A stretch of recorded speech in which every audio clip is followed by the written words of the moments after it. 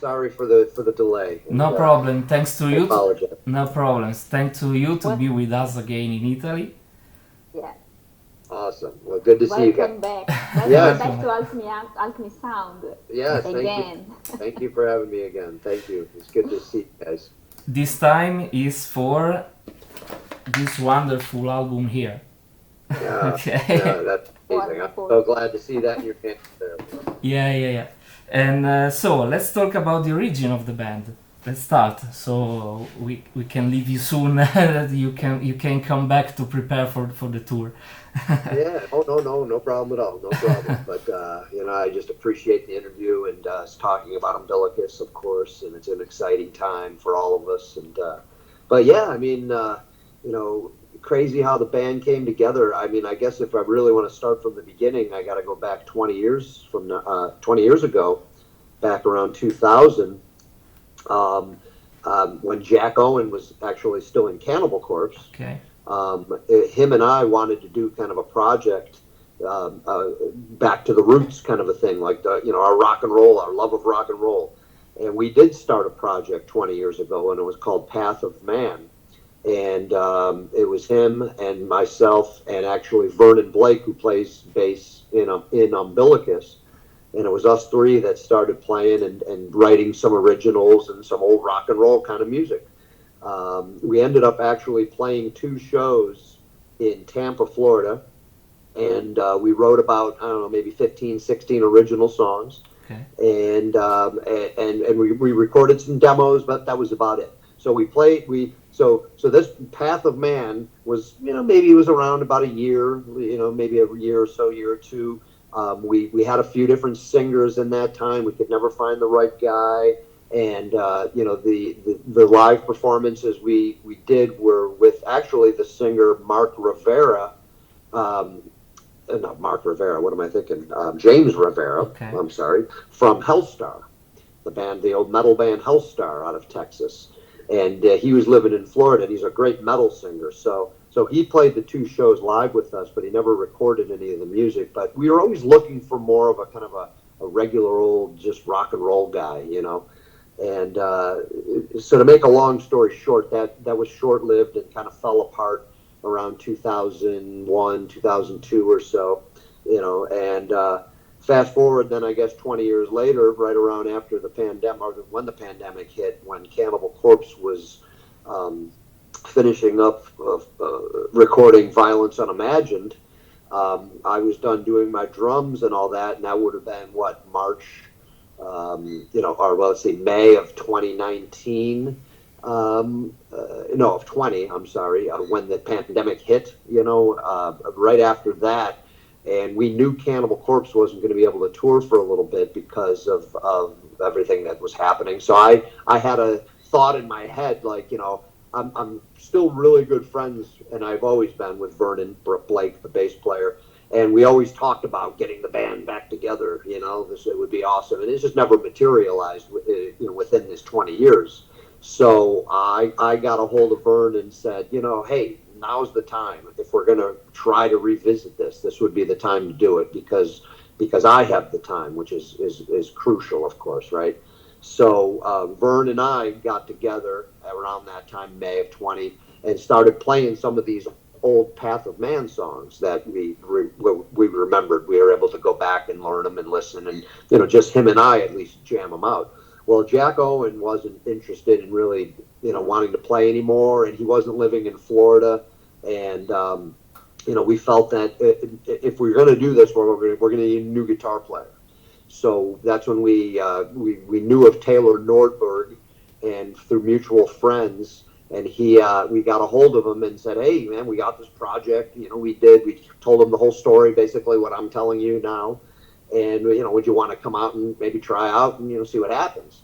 So we sent him a couple of those Path of Man songs, and he learned a couple, and he came to practice with us for the first time, and he was just like, man, it just gelled. It was just a great meeting, a great practice we had with him playing an old song that we wrote, and, we had a lot of fun, and it just, so at the end of that practice, Taylor said, man, I'd love to be involved in this. This would be great, So we said, yeah, you're awesome, great guitar player, great guy, let's do this. So basically that was the start of Umbilicus at that point now.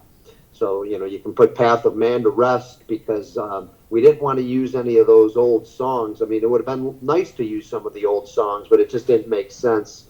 So we just decided to start from scratch and go, okay, well, it's a new band now. We're gonna have Taylor's gonna write some songs, and that he did, and that's what you're hearing, of course, on the debut here on Path of a Thousand Suns is Taylor's mostly 95% of his creation there, and that was the birth of Umbilicus then. So it would have been somewhere around May June, July-ish of 2020 that the band started, and then we got Brian later. Brian came into play later. We actually wrote all those songs, and we were just searching for the singer.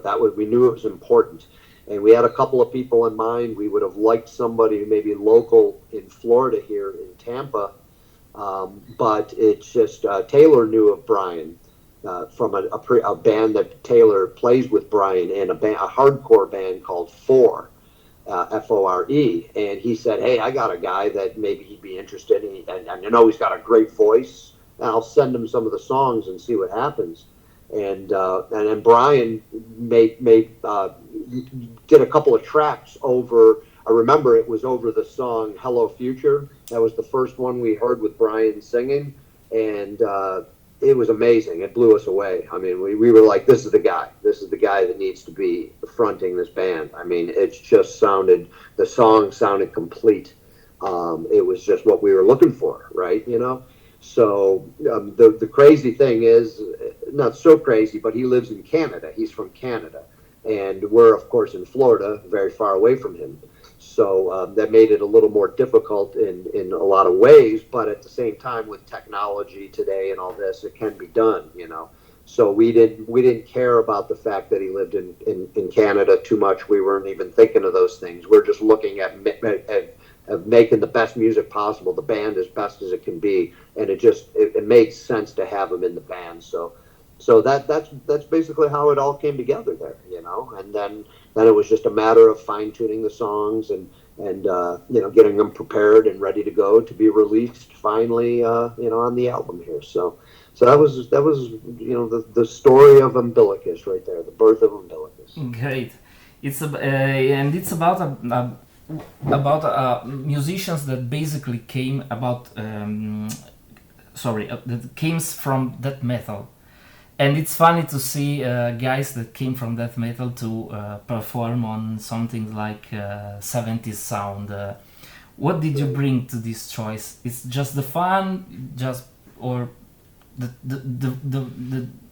you want to try something different? Okay. Well, like I said, it's the love of the music. I mean, that's why when getting back to when Jack and I started the project, we just loved this kind of music. We loved the bands of the 60s and the 70s. I mean, that they're true to our heart. I mean, to me, that's inside me. I mean, I love what I do with Cannibal Corpse, and I love the heavy music, and that's what I grew up as a teenager and all that. But you know what? When you look back at your life and what did you start listening to back when you were really young? It was more of that rock and roll, especially when I grew up in the early 70s and everything like that. So I that's why we started that Path of Man, because we just wanted to have a different outlet. Yeah, we've been playing death metal for how long, and this is what we really, really love at this point. We love that rock and roll sound, and how great would that be for a change of pace, and how fun it would be to play some, some music like that. And then that's why we did it, and then that's why we're doing it again. I mean, it's really in me, man. I'll tell you, that's, if I'm going to listen to anything these days in the last 20, 25 years, I mean, it's, I'm putting on my, my rock and roll, I love the music from that era, and, and that's and Vern as well, and that's why we wanted to, do something like this. We wanted to sound old school, from the bands that influenced us and that we still love now, and Taylor was the perfect fit. He's a little younger than us. Brian as well. They're both younger. Me Vern and I are the old dinosaurs in the band, and Taylor and Brian are the young, the young whippersnappers here. But Taylor had that love as well. Oh man, I love those kind of bands. Deep Purple and Grand Funk Railroad and all that. The bands that we were wanting to emulate here. So you needed four like-minded musicians that were kind of having that common goal of creating some old school style, rock and roll. So that's why we did it, and that's why we're doing it. And that was my thought on it always. If I'm going to just speak for myself, was I want songs. I want songs that we're relying on the vocals, we're relying on the melody and the guitar riff and all that, and it's not about the drums or the rhythms of of death metal or anything. It's completely different, but I find it to be natural, really. I mean, the way these songs came together, and that was another cool thing about it. It wasn't like we just sat. Taylor wrote the songs, and he wrote them fairly quick. Hey, I got a song. Hey, now I got a song. He wrote them in a day or whatever, And then I would sit down with them and figure out the drum parts, and I'd have them in a day. And because there was nothing to overthink. It was just play to that song, what came natural. And obviously, it's nothing super physical and all that. It's just about feel.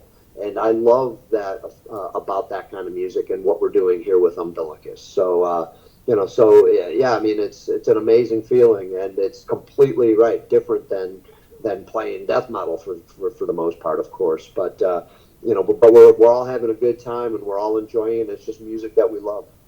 Yeah. You just answered to another question. The sound that transpires from the album is very live, a very live impact. And that you answered me. Yeah, there you go. Yeah, it's definitely got that feel to it, right? And that's how they were created. And I mean, it's got that old school live kind of feel. So that's what we were going for. Yeah. And what is the meaning behind the moniker Umbilicus, if there's one? A single word that suggests that you want to focus on something important, like music. Is the music the center of it all? Yeah, I mean, umbilicus, I mean, it was just a cool word. I mean, it means, kind of like your abdomen, your belly button, your umbilical cord area, that's what the umbilicus. The connection. You have to ask Taylor what he was really thinking. He was the one that titled that, came up with the title for the title track when we wrote the song Umbilicus. Of course, you have working titles, some stick, some you change. But for that one, we said, it would be cool to, he wanted, call it Umbilicus. Okay. At that time, we weren't calling the band Umbilicus. We didn't know what to call the band. We had a couple of other options, and we weren't sure. And then I remember us thinking, well, hey, this, we got the song called Umbilicus, and then I remember suggesting, that's a cool word. It's different. It's something you don't hear every day, and it, it's not no crazy hidden meaning behind it or anything, other than it's just, it's something different, and it sounded cool, and it does have meaning for what it actually does mean. But that's kind of what was the allure of it. We didn't want anything to be really too deep. I mean, we have some deep lyrics. Brian wrote some really cool lyrics, I think, and really they're kind of deep and all that. But at the same time, we're not trying to be over serious. We're just trying to, have fun. And, some songs may have a little more meaning, and others might just be, fun, stories, like Stump Sponge or something like that, or Umbilicus for that matter. So, that's basically it. Okay. Well, Path of 1000 Suns is an album that takes the audience on a journey because of its many dark and vibrant atmospheres. Sometimes it's dramatic as the last track, melodic, sound blending with a heavier sound. What do you think are the strongest points of this album that strikes at the first listen? Is there a particular track that expresses the soul of the essence of this project for you? Yeah, it's a tough one. I appreciate the words. I mean, because I think all 10 songs stand on their own, It's a good collective bunch, a good collective 10, but at the same time, they each have their own identity, and they might have different sounds to them.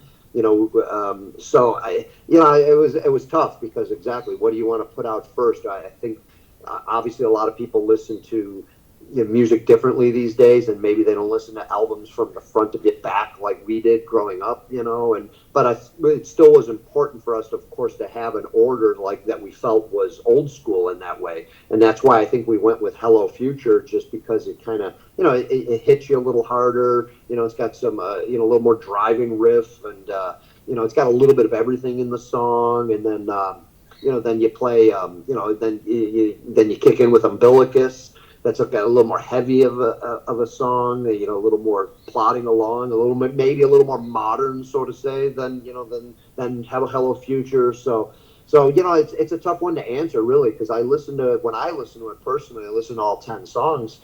What sums us up? It's hard to figure that. Like, what song would you pick as summing us up? Because, like I said, they're all individuals, and they all sound a little different than the others. So it is, which is a good problem to have, I think, because you don't want to, you want to have that diversity, and it's good to have that. But Umbilicus is a great song for, just because it's the title track and what we're talking about, I guess, in that way. But then I hear a song, of course, like Gates of Neptune, that's maybe the most different song on the record, perhaps, But then I hear a lot of people talking about that one as being their favorite. And it, it starts out obviously a lot more mellow than the others, and a little more slow, a little more vocal driven, but then it kicks in with the heavier part and all that. So a lot of people talk about that, and that one I think, and Gathering at the Kuiper Belt are our two more unique songs, perhaps, on the record. Of course, maybe more of our epic numbers, I guess, and Kuiper being one that's got a lot of variety too, as well.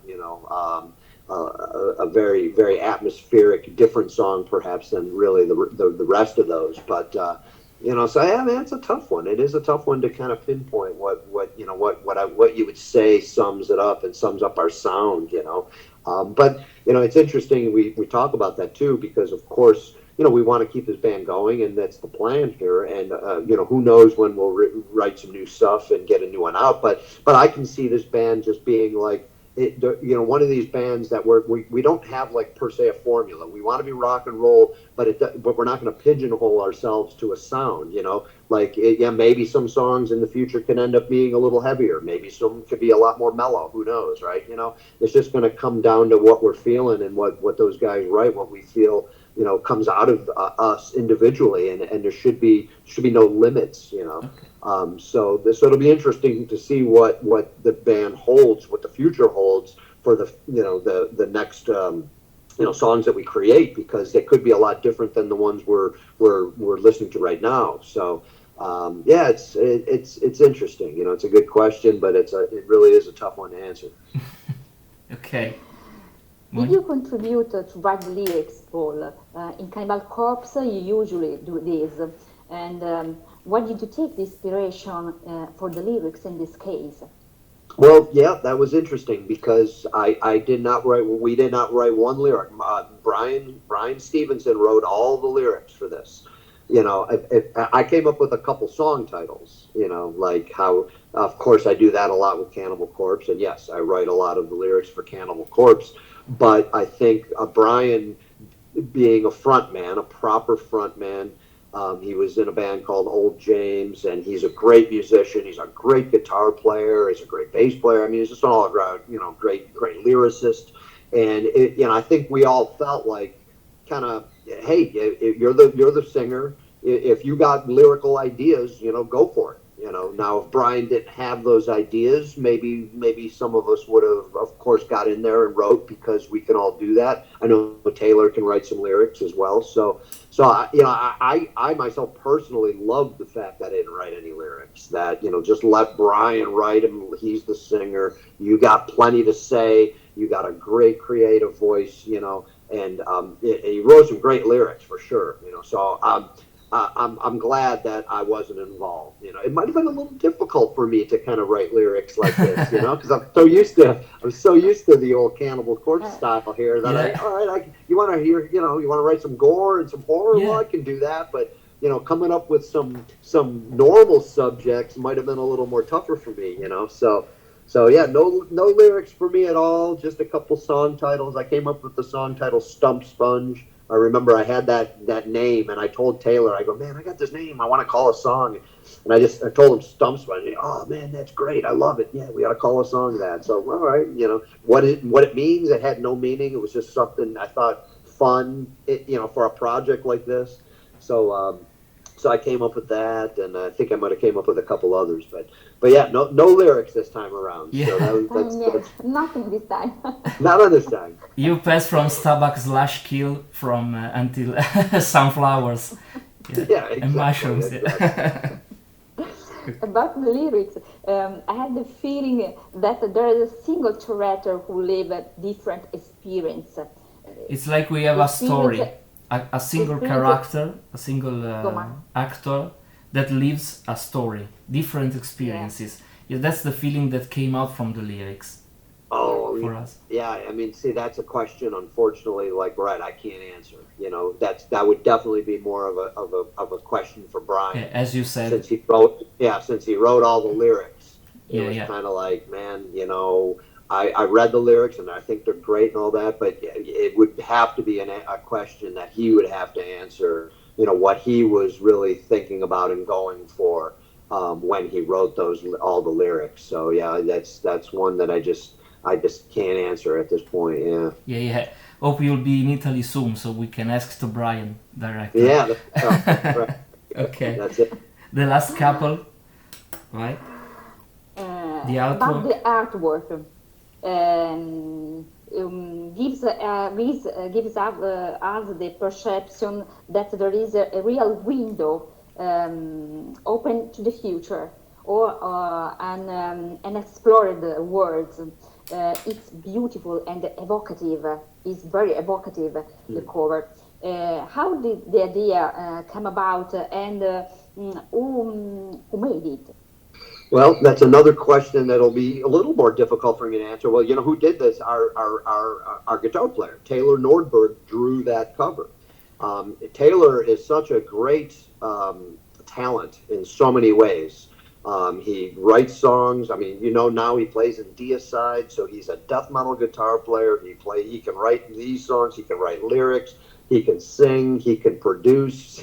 He can draw. I mean, he can do everything. So when we decided on, we wanted a cover like you're talking about. We wanted something provocative, something old school in a sense, that kind of goes with the times of the 70s. And but what I think what Taylor was going for was just trying to incorporate a lot of the, kind of the titles, like the Hello Future. You got Gates of Neptune. You see the gate there.